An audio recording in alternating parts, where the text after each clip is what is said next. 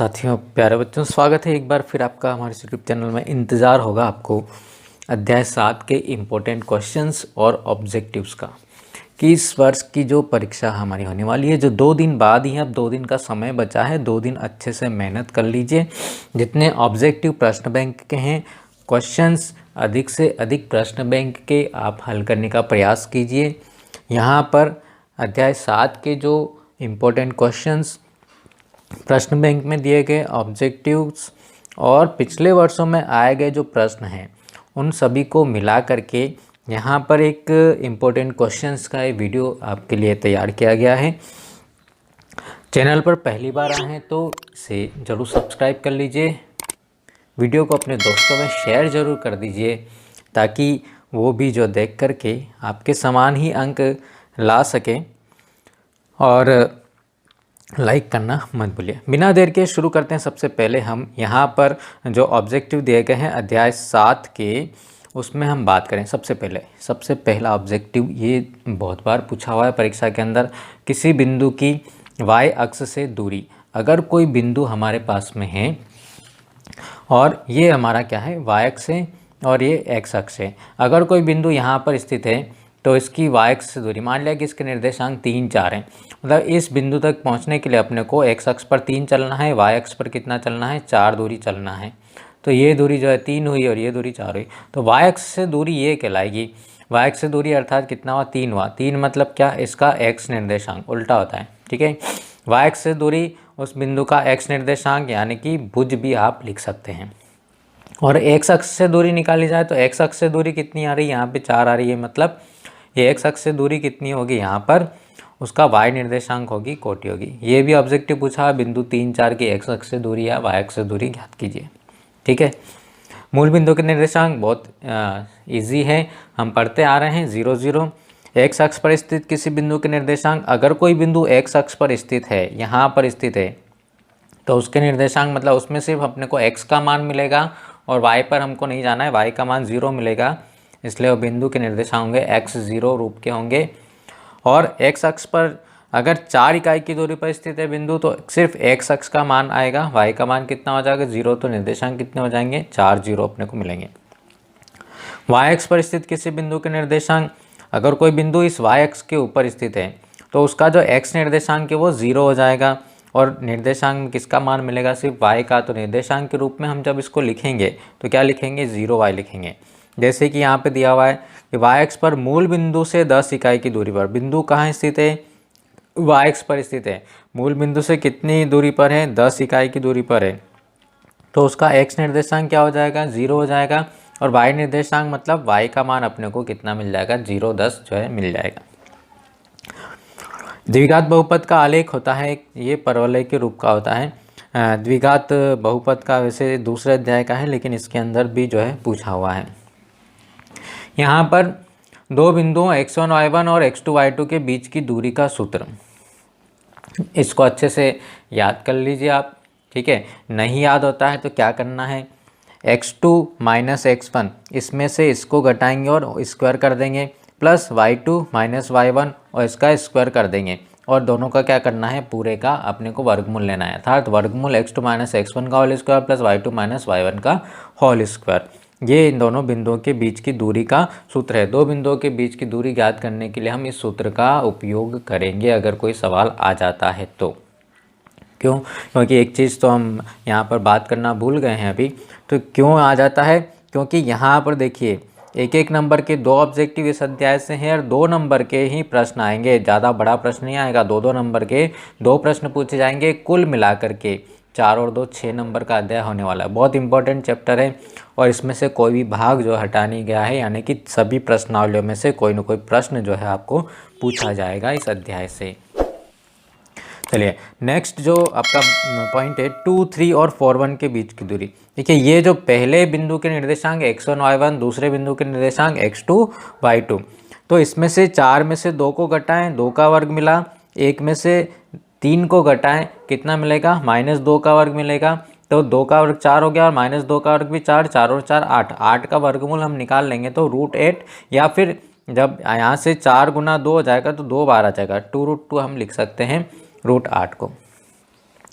Next जो है बहुत इंपॉर्टेंट है, एक्स वाई की मूल बिंदु से दूरी। ठीक है, ये ऑब्जेक्टिव पूछा गया है। इसके ये कोई भी पॉइंट अगर दे दिया, एक बिंदु दे दिया, उसकी मूल बिंदु से दूरी कैसे निकालेंगे? मूल बिंदु से दूरी कि यहाँ पर आपका जो एक बिंदु है वो क्या हो गया, एक्स वाई हो गया, और दूसरा बिंदु क्या हो गया, 0 0 हो गया। तो एक्स और वाई मिला अपने को, तो √x² प्लस y² ही अपने को इस सूत्र में हम मान रख देंगे, तो अपने को ये सूत्र बन जाएगा √x² प्लस y। सीधे से याद रखिए, एक्स वाई की मूल बिंदु से दूरी, इसका वर्ग धन इसका वर्ग, और उसका क्या लेना है अपने को, वर्गमूल लेना है। इसकी मूल बिंदु से दूरी निकाली तो इसका वर्ग कितना, 3 का वर्ग 9, 4 का वर्ग 16, 16 और 9 कितना हो गया, 25 हो गया। और 25 का वर्गमूल अगर हम निकालते हैं तो कितना मिलेगा अपने को, 25 का वर्गमूल 5 के बराबर अपने को प्राप्त हो जाएगा। बहुत जल्दी से आप इसको हल कर लिए। यहाँ पर इसकी भी 0 0 से दूरी, मतलब मूल बिंदु से दूरी। 8 का वर्ग कितना होता है, 64, 6 का वर्ग 36, 64 और 36 कितना हो गया, 100, 100 का वर्गमूल निकालेंगे कितना मिला, 10। बिंदु x1 y1 और x2 y2 को मिलाने वाले रेखाखंड के मध्य बिंदु के निर्देशांक। ठीक है, ये भी बहुत इंपॉर्टेंट है। मध्य बिंदु के निर्देशांक सूत्र सवाल भी आ सकता है आपको, 2 नंबर के अंदर की 2 ऑब्जेक्टिव दे दिए और बोले कि इसके मध्य बिंदु के निर्देशांक जो है वो ज्ञात कीजिए।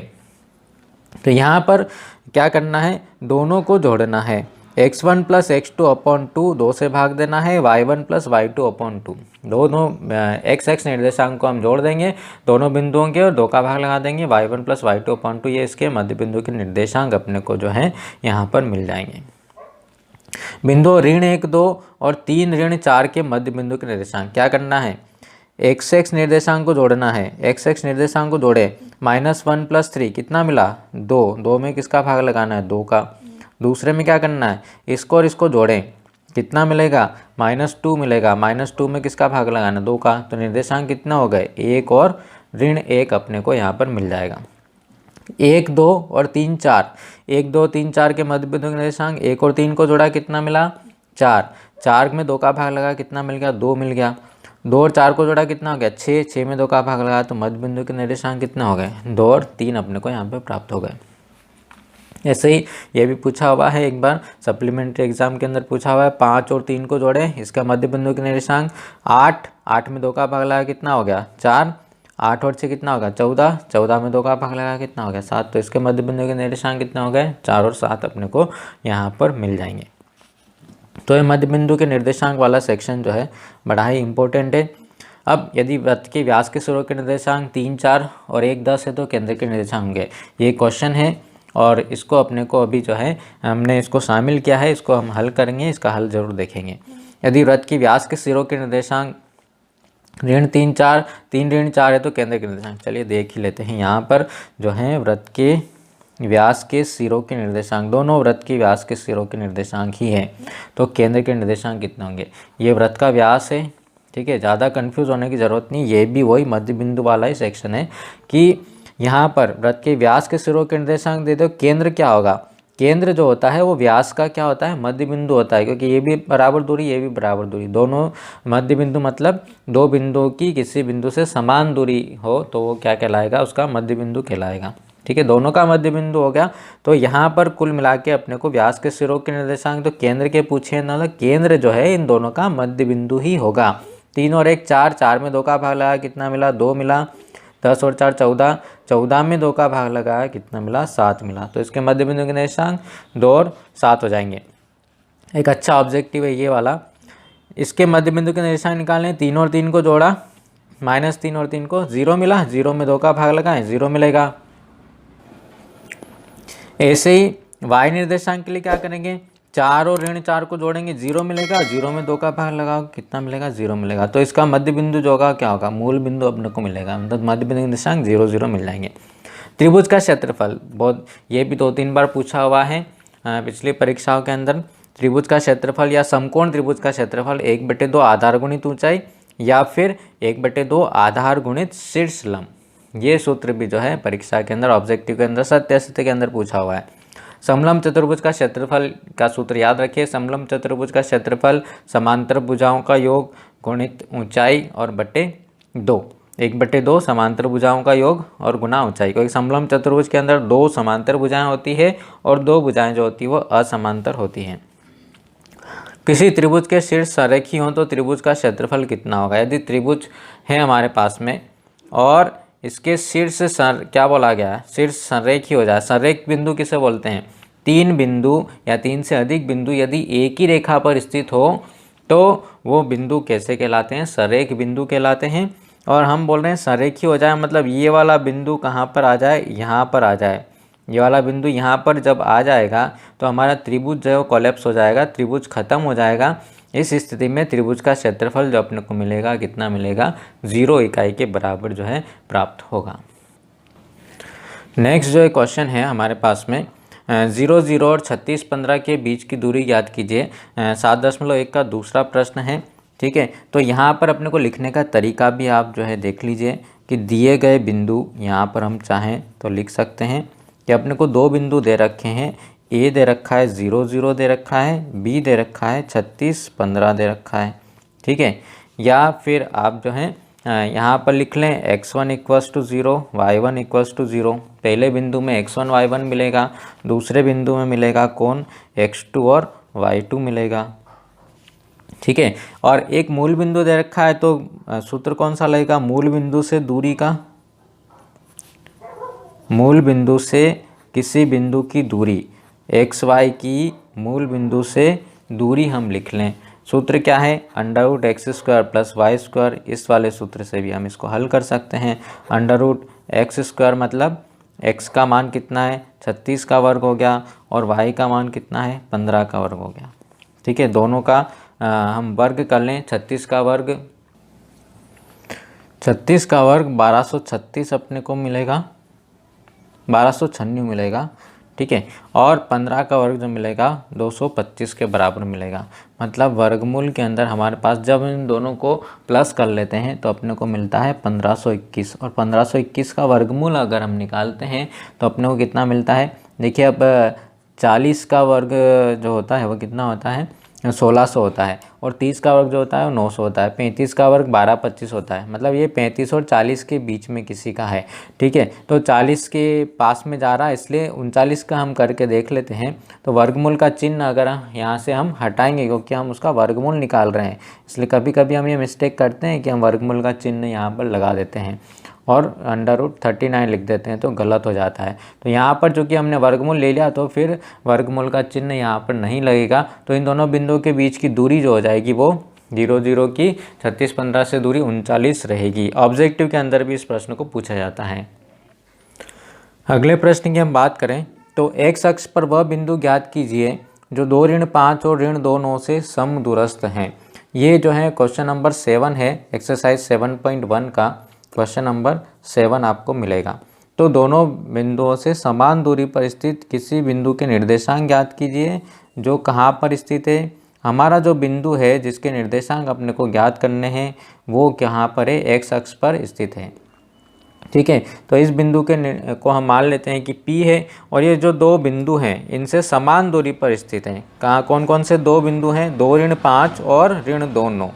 ठीक है, 2-5 और -2-9 से ये कैसा है, समान दूरी पर स्थित है। तो अपने पास में ऋण 2 बिंदु जो है वो अपने को ऋण 2-9 यहाँ पर रहेगा, और 2-5 वो यहाँ कहीं अपने को प्राप्त होगा। तो ये बिंदु हमने मान लिया कि A है और ये बिंदु B है। बिंदु P की इन दोनों से दूरी जो है वो कैसी है, समान दूरी है। ठीक है, P की A से B और A और B की दूरी जो है वो समान है। तो हम यहाँ पर क्या लिख देंगे, दिए गए बिंदु कौन कौन से हैं।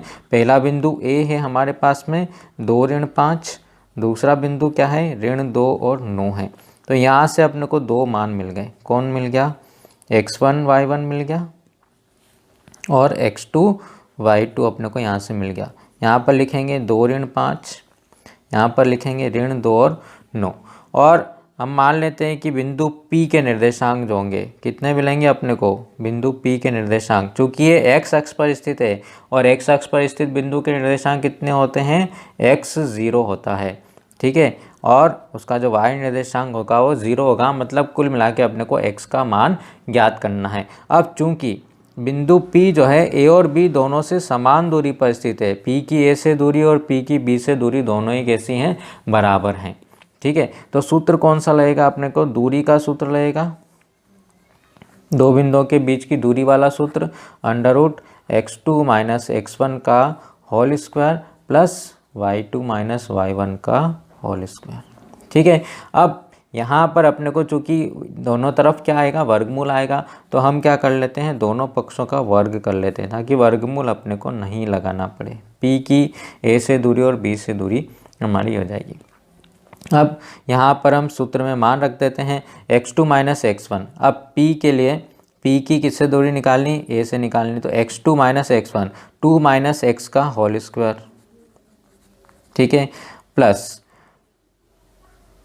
y2 - y1 -5 और -0 का होल स्क्वायर बराबर के इधर क्या मिलेगा अपने को। अब इसकी ए से या बी से, चलो ये बी से हो गई, कोई दिक्कत नहीं है, PB² बराबर PA²।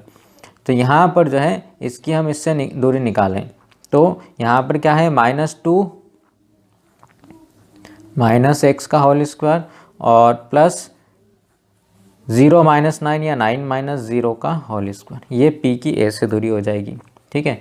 तो यहाँ पर हम इसका होल स्क्वायर ओपन कर लेते हैं। ठीक है। इसको बराबर है इसलिए इधर लिखे या इधर लिखे कोई फ़र्क अपने को नहीं मिलेगा। 2 का वर्ग कितना हो गया, 4 हो गया। यहाँ से कितना मिलेगा, -2x A² - 2AB और यहाँ पर 2 और 2 कितना हो जाएगा, 4x हो जाएगा, प्लस x² मिल जाएगा। -5 का वर्ग कितना हो गया, 25 हो गया। यहाँ से भी कितना मिलेगा, 2 का वर्ग 4 और ए और बी दोनों के मान जो हैं कितने हैं, तो यहाँ पर अपने को मिल जाएगा प्लस का 4x -2AB क्योंकि b का मान भी कैसा है, माइनस में है, प्लस कितना हो गया, x² हो गया और 9 का और कितना हो गया, 81 हो गया। x वाले पद को एक तरफ ले जाएं और नंबर्स को हम एक तरफ ले करके आ जाते हैं। ठीक है।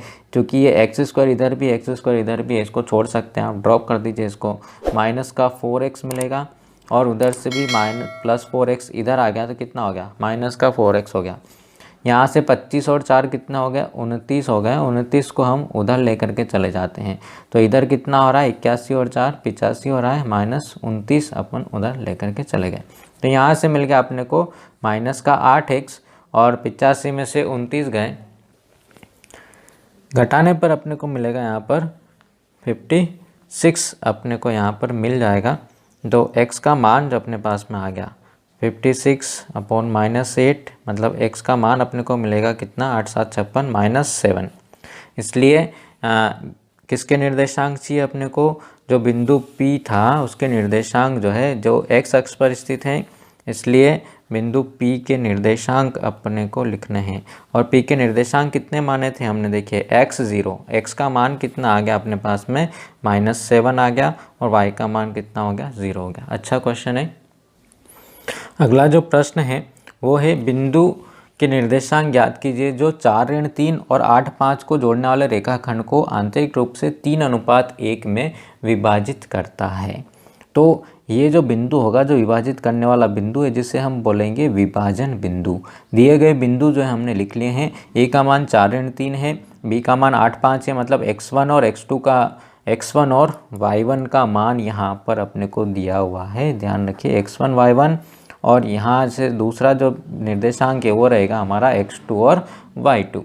ठीक है। x1 y1 और x2 y2 के मान अपने को यहाँ से मिल गए। अपने को जो ज्ञात करना है विभाजन बिंदु, उसके निर्देशांक जो है वो कितने ले लिए, r x y ले लिए। माना कि विभाजन बिंदु जो है उसके निर्देशांक ये हैं।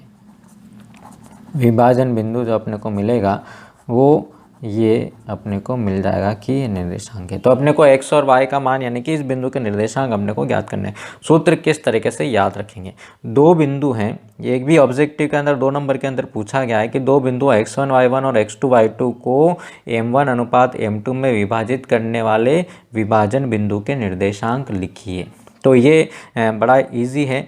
ठीक है। अगर सूत्र याद नहीं होता तो उसका भी तरीका हम बताएंगे। यहाँ पर जो है इससे शुरू करेंगे हम, जो कि आंतरिक रूप से डिवाइड करता है, तो इसका जो क्रॉस होगा वो इधर होगा और इसका जो क्रॉसिंग होगी वो इस तरफ होगी। ठीक है। m1x2 प्लस m2x1 और बटे में कितना लिखना है, m1 प्लस m2 लिखना है।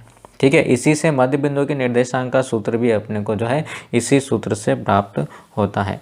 तो यहाँ पर जो है विभाजन बिंदु के जो निर्देशांक हैं उसके अंदर जो x निर्देशांक अपने को मिलेगा वो किससे मिलेगा, m1 x2, ठीक है, प्लस m2 x1 अपॉन क्या, m1 प्लस m2 अपने को मिल जाएगा। इसको शॉर्टली लिखने का तरीका भी जो है आपको बता देंगे किस तरीके से हम याद रखें। और इसके y निर्देशांक के लिए क्या लेना पड़ेगा, यहाँ पर m1 और y2 लेना पड़ेगा, m1 y2 plus m2 y1 बटे कितना, m1 प्लस m2। अब इस सूत्र के अंदर हम मान रख देते हैं। अब शॉर्टली लिखने का तरीका क्या है, इस r के निर्देशांक अपने को चाहिए, बिंदु r के निर्देशांक चाहिए, ठीक है। यहाँ पर x निर्देशांक होगा, एक तरफ y निर्देशांक होगा। x निर्देशांक में दोनों तरफ आप लिख दीजिए mx बटे में लिख दीजिए m1 प्लस m2, ठीक है। y निर्देशांक में यहाँ पर लिख दीजिए my और बटे में लिख दीजिए m1 प्लस m2, ठीक है। m1 प्लस m2 हमने यहाँ पर लिख दिया। यहाँ पर लिखना है ऊपर इंडेक्स के रूप में 12 21, तो सूत्र अपना तैयार हो गया, m1 x2 plus m2 x1 upon m1 plus m2। इधर भी लिख दीजिए 12 21, ठीक है, m1 y2 plus m2 y1 upon m1 plus m2। ये इसके y निर्देशांक का सूत्र अपना तैयार हो गया। इसके अंदर अपने को क्या रखना है, मान रखना है, ताकि x निर्देशांक अपने को मिल जाए। m1 का मान कितना है हमने नहीं लिखा है, m1 का मान कितना हो गया, 3 हो गया, और m2 का मान कितना हो गया, 1 हो गया, ठीक है। 3 और 1 इसको क्रॉस करना है आपको इस तरफ, ठीक है। 3 का गुणा किस में होगा, 3 गुना 8, और 1 का गुणा किस में होगा, इसके अंदर 1 गुना 4 बटे कितना, 3 धन 1, ठीक है। और y निर्देशांक में y में क्या करेंगे हम, इसमें भी 3 का गुणा किसके अंदर होगा, y निर्देशांक के अंदर 3 गुना 5, और इसका गुणा किधर होगा, 1 गुना -3, और बटे कितना, 3 और 1 4 अपने को यहाँ पर मिल जाएगा। गुणा करवा ले, उसको हल कर लें तो अपने को विभाजन बिंदु के निर्देशांक मिल जाएंगे, 8 24 और 4 बटे 4। यहाँ पर जो y है उसका मान अपने को मिल जाएगा, कितना मिलेगा, 15 और -3 बटे 4, ठीक है। 24 और 4 28 बटे 4 कितना मिल गया अपने को, 7 मिल गया। और y निर्देशांक जो है यहाँ से 15 में से 3 का कितना बचे, 12 बटे 4 यानी कि 3 मिल गया। तो आंसर अपना हो गया। इसलिए विभाजन बिंदु अपने को क्या लिखना है यहाँ पर, विभाजन बिंदु के निर्देशांक जो हमने r माना था वो कितना हो गया, 7 और 3 है। ये हमारा क्वेश्चन जो है कंप्लीट हो जाता है। यहाँ अगले प्रश्न की बात करें, दोनों सेम क्वेश्चन है, ठीक है। एक में दिया है कि 5 ऋण 6 और ऋण 1 ऋण 4 को जोड़ने वाला रेखाखंड y अक्ष को किस अनुपात में विभाजित करता है, उदाहरण नंबर 9 है। और 1 ऋण 5 और ऋण 4 5 को मिलाने वाला रेखाखंड x अक्ष को किस अनुपात में विभाजित जो है करता है। ये सवाल नंबर 5 है, प्रश्नावली 7.2 का, ठीक है। दोनों सेम क्वेश्चन है, करने का सवाल को हल करने का तरीका जो है आप एक बार देख लीजिए। दोनों सेम क्वेश्चन से हल होंगे। हम एक सवाल को हल कर लेते हैं, दूसरा क्वेश्चन आपको स्वयं को हल करने का प्रयास करना है। यहाँ पर जो दिए गए बिंदु हैं उनको हमने लिख लिया। दिए गए बिंदु 5 ऋण 6 हैं, और एक दूसरा जो बिंदु है वो कितना है, ऋण 1 ऋण 4 है।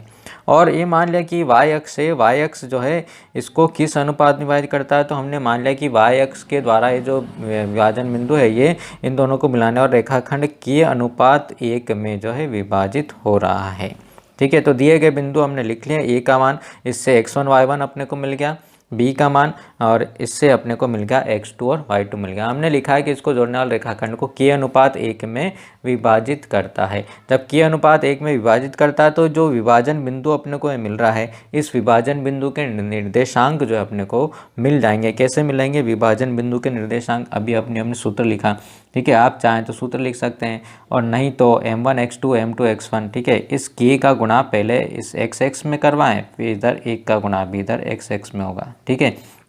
यहाँ से कितना हो जाएगा, k गुना -1, ठीक है, डायरेक्ट लिख दें, -k प्लस इस 1 का गुणा 5 में आ तो +5, और बटे में कितना होगा, k +1 हम लिख देंगे, ठीक है।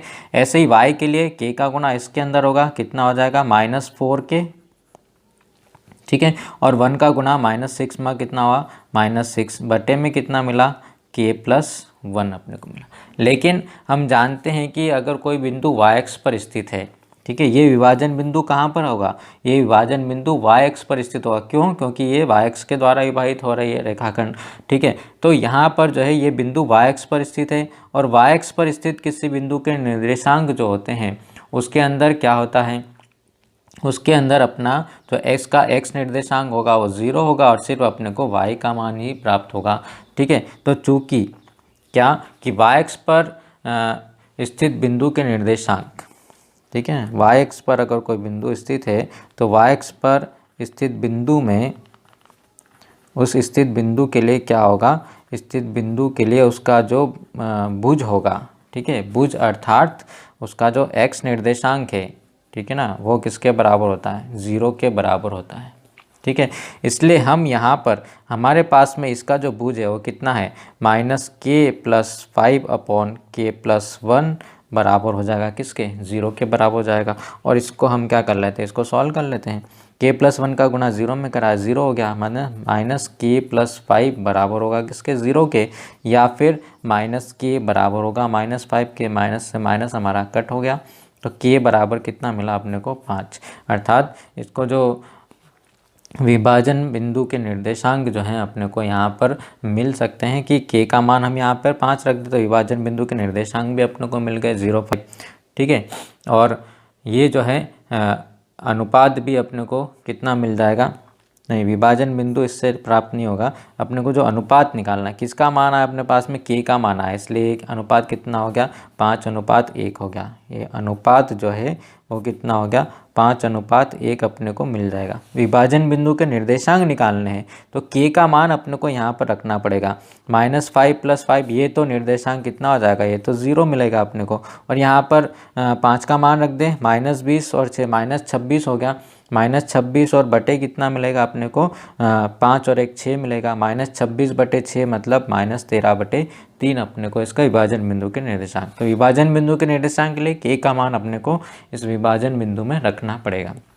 इसी तरीके से सेम क्वेश्चन है, यहाँ पर x अक्ष को किस अनुपात में विभाजित कर रहा है, तो जो अगर बिंदु कहाँ पर स्थित होगा, x अक्ष पर स्थित होगा, तो x अक्ष पर स्थित बिंदु के लिए यहाँ पर अपने को किसको 0 करना पड़ेगा, उसका जो y निर्देशांक होगा उसको हम 0 के बराबर कर देंगे। तो इस तरीके से आप जो है क्वेश्चन सॉल्व कर लीजिए। अगला जो प्रश्न है वो किसी समांतर चतुर्भुज के 4 शीर्ष दिए गए हैं, तो अपने को जो है क्या करना है, p का मान जो है ज्ञात करना है। देखिए ABCD समांतर चतुर्भुज के शीर्ष हैं, तो आप सबसे पहले एक काम कर लीजिए कि यहाँ पर जो है हम सभी दिए गए बिंदुओं को लिख लेंगे आप लोग, ठीक है। मैं समय बचाने के लिए यहाँ पर इस चीज़ को नहीं लिख रहा हूँ। चारों बिंदुओं के निर्देशांक हमने यहाँ पर लिख लिए कि ABCD सबके निर्देशांक जो हैं अपने को यहाँ पर जो है लिख लिए हमने, ठीक है। अब चूंकि ये किसके निर्देशांक है, समांतर चतुर्भुज के शीर्षों के निर्देशांक है, तो अपने को p का मान ज्ञात है। देखिए समांतर चतुर्भुज का जो विकर्ण होता है AC, और ये B से D को मिला, दूसरा विकर्ण क्या मिल गया, BD मिल गया।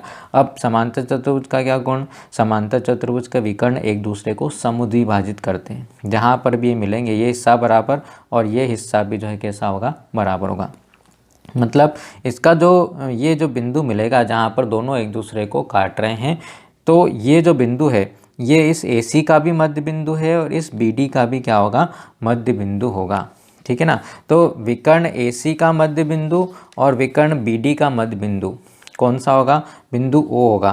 तो AC के मध्य बिंदु के निर्देशांक और BD का मध्य बिंदु का निर्देशांक दोनों कैसे होंगे, बराबर होंगे, क्योंकि दोनों सेम बिंदु है, एक ही बिंदु है। तो AC का मध्य बिंदु निकालें हम, मध्य बिंदु के सूत्र चाहें तो हम लिख सकते हैं यहाँ पर मध्य बिंदु का सूत्र क्या होता है, x1 + x2/2 और y1 + y2/2। ये किसी बिंदु को विभाजित करने वाले मध्य बिंदु के निर्देशांक अपने को मिल गए।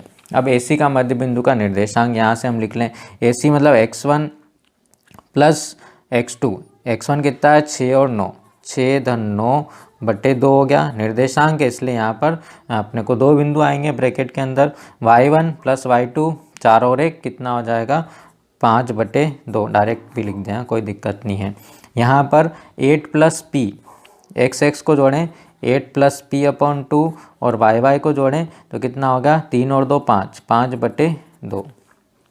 ठीक है, यहाँ पर 6 और 9 कितना होगा, यहाँ पर अपने का मिल गया 15/2, इधर मिल गया 5/2, बराबर हो गया किसके p प्लस 8/2 और 5/2, 5/2 5/2 बराबर आ रहा है, तो बराबर है बिंदु। तो यहाँ पर अपन इसलिए तुलना कर लेते हैं, तो p प्लस 8/2 बराबर होगा किसके 15/2 के, x निर्देशांक इसका बराबर हो जाएगा। इस 2 का गुणा हम इधर करवा दें तो अपने को मिल जाएगा p प्लस 8 बराबर किसके 15 के, 8 को उधर ले जाएं हम तो बिंदु P का मान अपने को मिल जाएगा 15 माइनस 8, यानी कि P का जो मान मिलेगा अपने को कितना मिल जाएगा 7 जो है प्राप्त हो जाएगा। अगले प्रश्न की हम बात करें, बहुत इंपॉर्टेंट क्वेश्चन है, हो सकता है इस बार जो है ये परीक्षा के अंदर आ जाए। प्रश्न क्रमांक 7 है, प्रश्नावली 7.2 का। ठीक है, बिंदु ए के निर्देशांक ज्ञात कीजिए जहां ए बी जो है वृत्त का व्यास है जिसका केंद्र 2-3 और बी के निर्देशांक 1-4 है। अभी अपने को जो हमने ऑब्जेक्टिव हल किया था उसमें केंद्र के निर्देशांक पूछे थे, इसको और इसको जोड़ के 2 का भाग लगाना था। अब की बार क्या होगा, केंद्र के निर्देशांक दिए हैं, बी के निर्देशांक दिए, अपने को x1 y1 का निर्देशांक ज्ञात करना है। तो ये भी मध्य बिंदु के सूत्र से होगा। सूत्र हम सवाल को लिख लें, जो दिए गए बिंदु हैं उनको लिख लें। ठीक है, दिए गए बिंदु अपने पास में जो हैं उनको हम लिख लें। ए का मान जो दे रखा है, बी का मान है ना, ए का मान तो अपने को ज्ञात करना है x1 y1, बी का मान जो दे रखा है x2 y2 4 दे रखा है, और बिंदु ओ के निर्देशांक दे रखे हैं, केंद्र के वो कितने दे रखे हैं -2 3 दे रखे हैं। ठीक है, तो विभाजन बिंदु के निर्देशांक यहाँ पर जो है x y है ये होता है।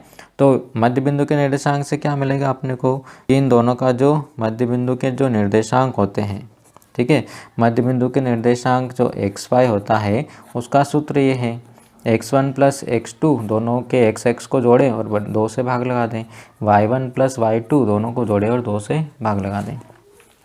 तो x और y की जगह अपने पास कितना है 2 - 3 बराबर।